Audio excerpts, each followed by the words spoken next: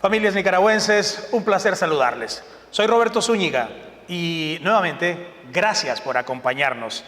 Estoy en el Ministerio de Relaciones Exteriores, en Cancillería, con el recién nombrado Ministro de Relaciones Exteriores, el compañero Valdrag Jainske. Gracias por recibirnos en su oficina, Gracias, Valdrag. Roberto, gracias. Muchas gracias. Bueno, su nombramiento histórico. Y digo histórico porque es el primer afrodescendiente que ocupa este cargo, Ministro de Relaciones Exteriores. ¿Cómo interpreta desde ese punto de vista este nombramiento de parte del presidente Daniel? Pues el comandante Daniel, compañera Rosario, creo que son continuadores de una historia que está en el programa histórico sobre la inclusión de los pueblos de la costa caribe. Y es el Frente Sandinista el único que ha podido entender e interpretar la importancia de la inclusión de los pueblos originarios y afrodescendientes en la construcción de la nación, en el fortalecimiento de la identidad nacional y en la unidad nacional. Y yo creo que yo me siento orgulloso porque me decís el primer afrodescendiente. Eso solo es posible con el Frente Sandinista. Es un reconocimiento también a la historia de lucha, es un reconocimiento a este proceso que hemos venido construyendo en Nicaragua de unidad nacional. Entonces, el primer afrodescendiente que ocupa una posición en el Ministerio de Relaciones Exteriores, también está acompañado por el ejemplo del gobierno sandinista, el gobierno del comandante Daniel, la compañera Rosario, en el sentido de la inclusión de compañeros y compañeras en el gabinete nacional. O sea, no es nuevo, compañeros afrodescendientes, compañeros indígenas que han estado en distintos espacios de decisión. Nosotros mismos pues también hemos estado en el Ministerio de Relaciones Exteriores desde que llegamos nuevamente el pueblo presidente al gobierno. Entonces, es un orgullo personal, es un compromiso personal, es un reconocimiento a que este pueblo es afrodescendiente, este pueblo es originario, este pueblo es multiétnico, es multicultural, es multilingüe. Pero eso lo decimos así rápido, pero es un pueblo en unidad. O sea, la unidad nacional se construye con el reconocimiento de los pueblos. Entonces, yo lo veo desde esa perspectiva. O sea, pienso en mis ancestros, mis ancestras, mis abuelas, mis abuelos, y pienso en los que cruzaron el Atlántico en las naves, en el fondo de las naves, arrastrados por ese esclavismo, sufriendo de una manera horrible. Y realmente para mí, personalmente, pensando en esa dificultad de ese esclavismo salvaje, de esa colonia salvaje, que no solo arrancó a la gente de sus comunidades, sino que trató también de desidentizarla, o sea, quitarle su identidad de negro. Y el hecho que hemos llegado aquí en el 2024 sintiéndonos orgullosos de ser negros, sintiéndonos orgullosos de ser sandinistas, sintiéndonos orgullosos de participar en este gobierno del Frente Sandinista, creo que atestigua mucho al liderazgo del comandante Daniel. Él siempre tuvo esa capacidad, esa visión de entender que sin los pueblos afrodescendientes, sin los pueblos del Caribe, sin los pueblos afrodescendientes en general, porque Nicaragua es afrodescendiente en gran medida, es difícil, sin reconocer esa historia, es difícil construir el futuro y la unidad nacional. Entonces, desde esa perspectiva lo veo y me compromete aún más. Eso, porque no solamente es un reconocimiento a su recorrido, a su carrera, a su esfuerzo, a su dedicación por Nicaragua, también es un reconocimiento para toda la comunidad, para todos los pueblos originarios y afrodescendientes de este país. Y esto lo compromete a usted particularmente y a toda Nicaragua a continuar en esa senda de victoria. Es que de eso se trata, de esa es la conversación que estamos teniendo. Yo creo que en el sandinismo no hablamos de individualidades y de éxitos personales. Hablamos de lucha, de compromiso y de victoria que la construimos colectivamente. Pero al hablar de los distintos pueblos, comunidades que conforman el país, estamos hablando de una construcción nacional. Es una construcción permanente. Es el hecho que el pueblo nicaragüense, en esta conversación que estamos teniendo, estamos reconociéndonos con todas esas particularidades. Yo creo que eso es lo importante de esto. O sea, es una foto, es una imagen que te dice, este pueblo es originario, este pueblo es afrodescendiente, este pueblo también se construye con las distintas comunidades. Y creo que eso es lo importante. Usted y yo platicando aquí, lo veo, está pensando en cuán importante es ese tema. Yo creo que esta decisión del comandante Daniel, esta decisión de la compañera Rosario, de darle a uno la responsabilidad en este ministerio, es también no solo el reconocimiento para atrás, sino una bandera para el futuro. Canciller, ¿y sabe también en qué estoy pensando? Estoy pensando en las victorias, en los logros, en los avances de los pueblos originarios y afrodescendientes a lo largo de los últimos años con la revolución, porque son notables y usted puede hablarnos más de eso. Pero es que es una de las cosas que yo creo que necesitamos hablar más. Nicaragua tiene uno de los ejemplos construidos desde la primera etapa de la revolución y hoy, de construir en respeto el reconocimiento histórico de todo, especialmente los pueblos originarios y afrodescendientes, pero también de las mujeres y también de todas las distintas partes que conforman esta sociedad. O sea, no es un tema, la inclusión social, hermano, no es un tema solo de una foto. Es un tema que está enraizado en el accionar político y en las políticas públicas del gobierno. Entonces, viéndolo desde ahí, lo que nosotros hemos avanzado en Nicaragua con los regímenes de autonomía. ¿Autonomía para qué? Para fortalecer la unidad nacional. No es autonomía para fortalecer la división, es autonomía para fortalecer la unidad. Y ese es uno de los temas que nosotros hemos entendido, quienes hemos trabajado en los temas del Caribe, en los temas autonómicos, en temas de los derechos, no solo como una reivindicación, sino como un aporte a la construcción de la nación. Y la nación nicaragüense, el Estado nicaragüense, la nación nicaragüense, es un proceso continuo de fortalecimiento, de construcción, y para nosotros en revolución, que lo hace muchísimo más complejo, ¿no? Yo creo, canciller, también que el pueblo nicaragüense no tiene memoria corta y no se le puede olvidar o no se le ha olvidado lo que vivieron los pueblos afrodescendientes y caribeños con los gobiernos neoliberales, por ejemplo, en el olvido. Sí, es correcto. Y nosotros pasamos 150 años, 100 y pico de años desde que nos comenzamos a juntar y a construir un solo Estado sin una carretera. Entonces yo puedo medir esto en términos de derechos, pero también lo puedo medir en términos de bienestar, en términos de desarrollo. Entonces usted ve las carreteras, entonces de repente alguien se siente y dice, ¿por qué el Estado de Nicaragua va a invertir 450 millones de dólares en una carretera hacia Bilwi, en una carretera hacia Huaspam, en una carretera a Bluefield? Primero porque es un derecho de todos. No hay cosa que más enorgullezca, que más dignifique a una comunidad que una carretera. Pues hay muchas cosas, pero quiero decir, un camino dignifica, un camino es salud, un camino es educación, un camino es producción, un camino es intercambio.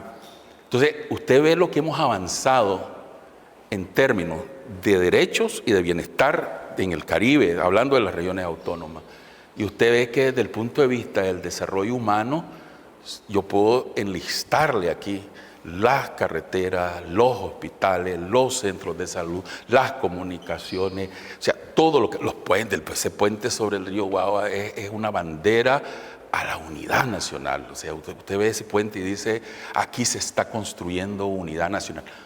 Inclusión es reconocimiento, ¿ya? O sea, hay integración e inclusión. O sea, inclusión es reconocimiento, y eso yo creo que es importante, pero también desde el punto de vista del derecho, de los derechos de los pueblos, ¿no? Los derechos de sentarnos en la mesa, de tomar decisiones, los derechos de estar sentados en donde se hacen las políticas, el derecho de que mi idioma, de que mi cultura, de que mi cosmovisión y el reconocimiento de la influencia de mis ancestros en mi manera de ver las cosas, ese reconocimiento que usted hace de mi derecho, eso es también uno de los grandes avances. Entonces es un tema de derechos y es un tema de bienestar.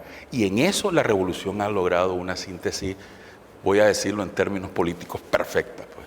Y ya que nos ha hablado usted, en varias ocasiones nos ha mencionado la palabra unidad. Y hablar de unidad entre los nicaragüenses también debe trascender nuestras fronteras. Nicaragua trabaja por la unidad centroamericana. ¿Por qué es tan importante lograrla? Es que, primero, creo yo que yo regreso al programa histórico. Para mí es un referente muy importante en términos de mi visión política. El programa histórico habla de la unidad centroamericana como uno de los planteamientos del Frente Sandinista. Estoy hablando, ese documento es de 1969, creo, y es un documento con una visión. O sea, primero, los temas que tiene incluido el programa histórico del Frente Sandinista, el tema de la unidad centroamericana. La Constitución política nuestra habla de que Nicaragua es parte y promueve esa unidad nacional. Pero es que son tantas las cosas que compartimos que uno no las puede dividir, y ahí viene la importancia de la unidad centroamericana, que además es uno de los temas centrales e importantes de la política exterior del gobierno sandinista, del gobierno del comandante Daniel, la compañera Rosario. Es que debemos fortalecer esa unidad centroamericana a los efectos de vernos como un solo pueblo que enfrenta las dificultades. Usted no puede dividir los temas de los riesgos de desastre, el tema del enfrentamiento al medio ambiente, los temas de seguridad, los temas de lucha contra la pobreza. No los puede dividir, son los mismos. O sea, el Caribe centroamericano, desde Belice hasta Panamá, es una de las regiones más vulnerables del planeta. Hay algunos lugares que están casi por debajo del nivel del mar. Suena loco, pero es que los bancos de arena y las cosas, ¿no? O sea, hay lugares que se inundan fácilmente. Entonces, todo el mundo habla en términos del peligro en términos del calentamiento global de las islas del Pacífico, que van a desaparecer. Junto con ellas va el Caribe centroamericano. O es posible si no hacemos lo que tenemos que hacer. Y nosotros somos caribeños y las islas del Caribe. O sea, y además, ¿por qué somos Caribe? Somos Caribe porque pertenecemos a un espacio, quiero regresar un poquito, a un espacio cultural. Entonces, la unidad centroamericana es nuestro primer, digamos, círculo de defensa, pero defensa de la vida, defensa en la lucha contra la pobreza, de defensa frente a los embates del cambio climático. Entonces, por eso es que esa unidad es importante. Pero además prácticamente nacimos en Centroamérica, en la Federación Centroamericana. O sea, en 21 es la firma del Acta de Independencia, en 24 ya éramos la Federación. Y que vivió 15 años, hasta 1939. Ahí está, digamos, un poco también la raíz histórica. Ahora, el imperio, las ganas de cogerse las cosas nuestras, por decirlo de alguna manera, ¿no? La codicia, la avaricia del imperio por esta región, el cruce entre el Pacífico es parte no solo de la historia nuestra, no solo nosotros prácticamente nacimos enfrentando al imperio. como nación, no como Estado. Prácticamente nacimos enfrentando al imperio. Y esa historia del centroamericanismo, esos 15 años son importantes también tenerlos en nuestra cosmovisión. Y luego cuando nos unimos para expulsar a los yanquis o al yanqui invasor, nacimos casi que en unidad. Pero usted sabe que nosotros, la organización, nosotros creamos una organización, la ODECA, en 1951. Es una de las organizaciones multilaterales más antiguas del mundo. La ODECA es del 1951, de los países centroamericanos. Luego el Mercado Común Centroamericano en los años 60 y luego el SICA en el 90. Te enseñan o te dicen de la vocación unionista. Ahora, nuevamente, ¿por qué le puede ser importante esa unión a alguien que está en Belice o a alguien que está en Roatán o a alguien que está en Ciudad de Panamá? O alguien que esté en Managua. O a alguien que está en Managua. O a alguien que esté en Chinandega. ¿Por qué en la zona seca, ¿no? ¿Por qué le es importante? Le es importante porque compartimos los riesgos, compartimos las vulnerabilidades, compartimos las dificultades. Y juntos podemos enfrentarlas mejor. Y por eso es importante. Y en esa unión centroamericana tan necesaria, hay una realidad mundial. Ese mundo multipolar del que se habla hoy en día y de que está ahí. ¿Qué piensa de esto, García? Primero, el mundo multipolar está basado en el reconocimiento a la independencia, a la soberanía y la autodeterminación de los pueblos. Porque si usted piensa en un mundo hegemónico, unipolar, está pensando en que ese mundo hegemónico, unipolar, domina al resto del mundo. Entonces, en un mundo multipolar es importante porque reconoce lo que nosotros siempre hemos planteado desde el punto de vista político. Usted me respeta. Usted reconoce mi independencia, usted reconoce mi autodeterminación para organizarme como Estado, como sociedad. Vamos a caminar juntos. Pero si usted no me reconoce la autodeterminación, la independencia y la soberanía, entonces usted me quiere imponer. Y el mundo multipolar es importante terminar de construirlo, y yo como lo estoy diciendo, o sea, no es comenzar a construirlo, es terminar de construirlo, porque ya está gestado, ya está gestándose ese mundo multipolar, ¿verdad? Enfrenta la hegemonía de ese pensamiento colonial, imperialista, de que a ellos, quien sea ellos, ¿no? El norte, el colonialista, el invasor, cree que a ellos le toca un derecho casi divino, según ellos, de dominar al resto de los mundos. O sea, la esclavitud es hija de esa imposición. La colonia es hija de esa manera de ver el mundo impuesto.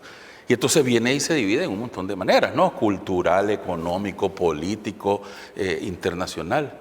Pero creo que es importante fortalecer y terminar de construir ese mundo multipolar, porque en ese mundo multipolar nosotros nos reconocemos. Somos un país pequeño, pero mi voz como país pequeño es tan importante como cualquier otro.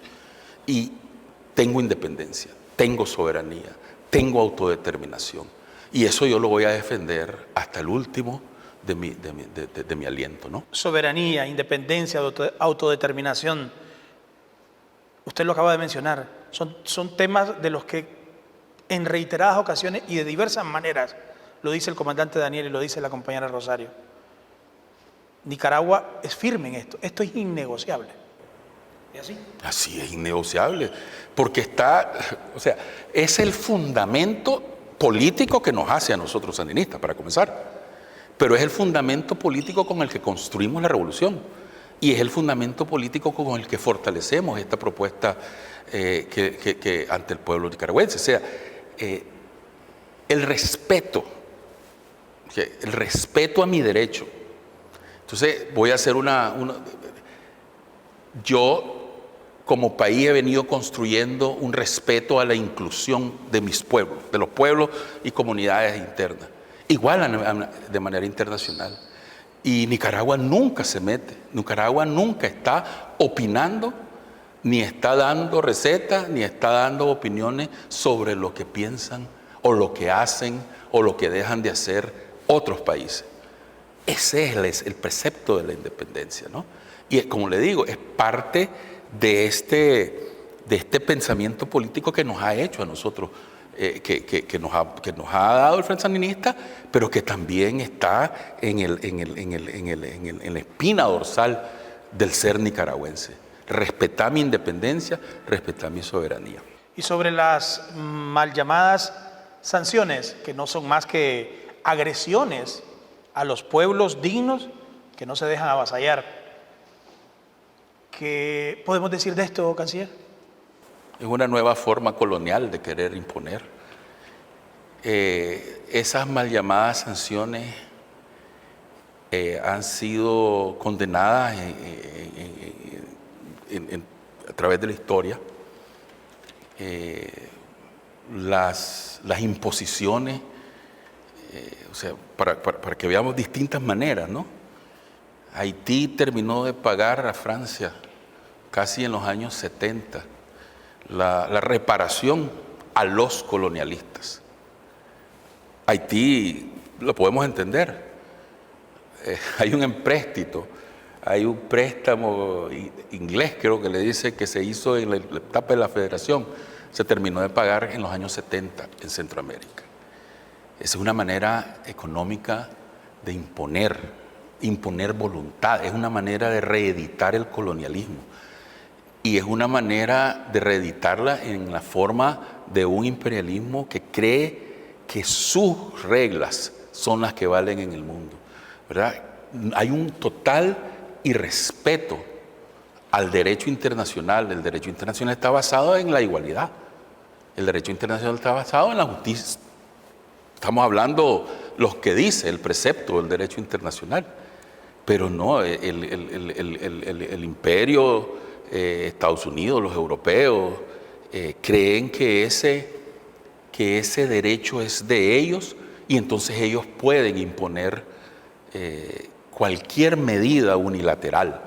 Cuando hablamos de medida unilateral, a veces lo repiten, medidas unilaterales, es una medida que la deciden ellos por sí y ante sí, sin respeto al derecho internacional. Pero es que también lo hacen extraterritorial, porque entonces una medida de un país afecta a ciudadanos de otro país que viven en otro sistema judicial, entonces, jurídico.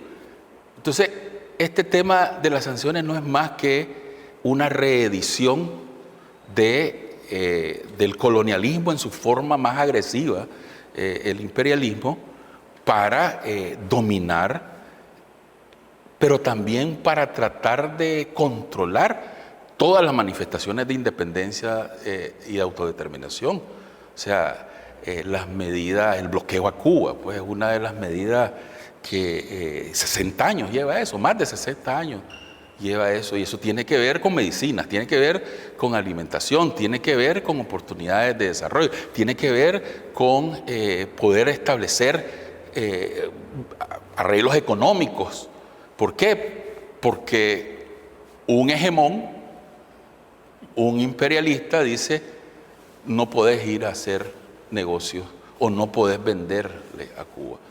Eso es inmoral, es inaceptable en estos tiempos y por eso es que regresamos al multilateralismo, en un espacio multilateral fortalecido, basado en el derecho internacional. Eso no debe eso. Como también es inconcebible, canciller, que el mundo le está diciendo a ese imperialista que ese bloqueo es inhumano, que deje cesar ese bloqueo y no les importa. Fíjese que, o sea, las Naciones Unidas, todos menos 2, condenan el bloqueo. Pero ese se cree con el derecho y continúa haciendo. Y eso no, eso es lo que yo le digo que no es aceptable. estable en estas condiciones. O sea, mire las llamadas sanciones o agresiones en contra de Venezuela. Destruir más del 90% de la economía de un país porque vos crees tener un derecho de dictar lo que debe hacer Venezuela en términos políticos y económicos. Lo que hizo Venezuela en los años apoyando la economía de países del Caribe, de países de nuestra América, es insustituible. O sea, realmente es el sueño de Bolívar, de Sandino, de un país con capacidad de apoyar al resto de países. Pero ellos decidieron por sí y ante sí destruir más del 90%. Y gracias a Dios y gracias a la capacidad de liderazgo de los compañeros venezolanos, ellos han venido reconstruyendo y son un ejemplo vivo de que en solidaridad, en desarrollo propio, en independencia, las propuestas nuestras son las que mejoran las condiciones de vida. Nuestra política internacional está bien clara, está bien definida, y voy a retomar lo que usted nos decía. Está basada en aquellos principios, en ese documento del que habla usted desde el principio de esta conversación. Pues sí, o sea, para mí es muy importante siempre tener ese fundamento en la historia en general, pero en la historia del Frente Sandinista es muy importante ese documento del programa histórico.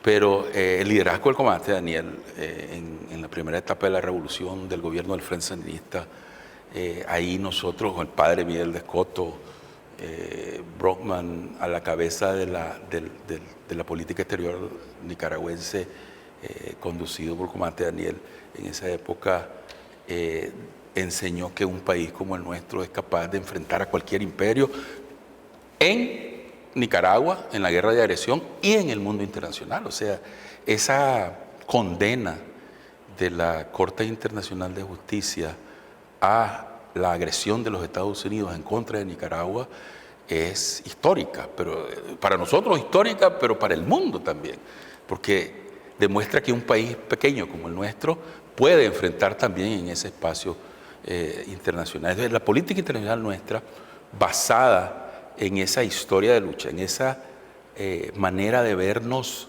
soberanos, de vernos independientes, con capacidad de decidir de manera autónoma, realmente, aquí viene la palabra nuevamente, autónoma, ¿no? La autodeterminación es mi capacidad de decidir sobre lo mismo. Si me respetas eso, tenemos maneras de platicar. En eso está basado en encontrar, en abrirnos al mundo, pero sobre la base del respeto.